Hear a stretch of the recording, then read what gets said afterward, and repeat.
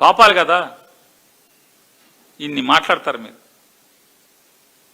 హిందూ మతం గురించి నేను హిందూనంటే ఎవరు నమ్ముతారు? పవన్ కళ్యాణ్ గారు మీరు నేను హిందూనంటే ఎవరు నమ్ముతారు? మీ నాన్నగారు నాస్తికుడు అంటారు ఒకరోజు. మా నాన్నకి దేవుడు అసలు మా నాన్న రాముడు అంటే రామ రామ రామ రామ రామ రామ అని రామకోటి రాసేవాడు అంటారు ఒకరోజు.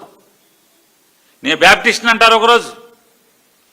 నేను సనాతన అనార్థడిక్ అనపాలజెటిక్ సనాతని అంటారు ఇంకొక రోజు. నెత్తి మీద టోపీ పెట్టుకుని మన ముస్లింలు బాగా రంజాన్లో లేకపోతే బక్రీద్లో బాగా పెద్ద మొక్కలు తింటామని చెప్పి మాట్లాడతారు మీరు. మా అమ్మాయికి బ్యాప్టిజం ఇప్పించాను మీరే మాట్లాడతారు. చంద్రబాబు నాయుడు గారు నిజంగా మీరు మాట మాటకి మా ఇంట్లోంచి చూస్తే వెంకటేశ్వర స్వామి వైబ్స్ మాకు వస్తాయి, అలా పెరిగాను నేనని మాట్లాడారు. మీ జన్మలో ఎప్పుడన్నా తిరుపతికి వెంకటేశ్వర స్వామికి ఎప్పుడన్నా తలనీలాలు ఇచ్చారా మీరు? మీ తండ్రి చచ్చిపోతే తల్లి చనిపోతే జుట్టు తీశారా మీరు కర్మకాండలు పెట్టి? మీరు హిందూ అని ఎలా నమ్మాలి మిమ్మల్ని? తల్లిదండ్రులు చచ్చిపోతే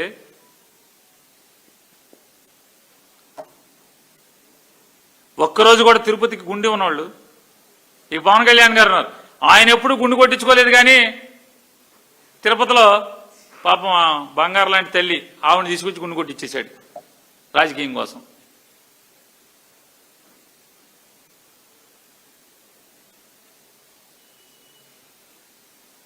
ఈ పాపాలు మానండి. దమ్ముంటే నిజాయితీగా రాజకీయాలు చేయండి. జగన్ను ఎదుర్కోండి, దమ్ముగా ఎదుర్కోండి,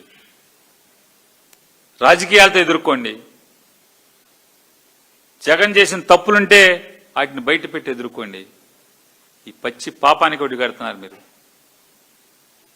మళ్ళొకసారి చెప్తున్నా, ఈ డైరీ పాపాలన్నీ కూడా 2014 నుంచి ఇప్పటి వరకు తిరుపతికి సప్లై చేసిన డైరీలన్నిటి మీద, వాటి మూలాల మీద, వాటి లావాదేవీల మీద ఎవడెవడికి ఎంత పాపం ఉందో అది ఒకటే కాదు, మీరు సమాధానం చెప్పండి.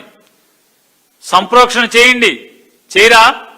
4 డైరీలు కొవ్వు కలిసిన 4 లారీల్ని వెనక్కి పంపించి వైష్ణవి డైరీ పేరు మీద మళ్ళీ వాడి ప్రసాదాన్ని పంచిపెట్టేశారు కదా. సంప్రోక్షణ ఉన్నదా? చేయరా సంప్రోక్షణ? పాపాలు మీరు చేస్తారు. మీ ప్రభుత్వంలో శాంపిల్స్ తీస్తారు. డైరీ ఏది లారీల్లో శాంపిల్ మీరు తీస్తారు మీ ప్రభుత్వంలో. దాన్ని జగన్కి అంటగడతారు మీరు. మీరు తిరగొట్టి కొవ్వు ఉందని చెప్పని, పంది కొవ్వు ఉందని చెప్పని తిరగొట్టిన 4 ట్యాంకర్ల నెయ్యిని మీరే తీసుకుని మళ్ళీ మీరు వాడేసి లడ్డూలు తయారు చేస్తారు. మరి పాపాత్ములు ఎవరు? మీరు కదా. ఈ పాపం చేసిన పాపాత్ములు మీరు కదా.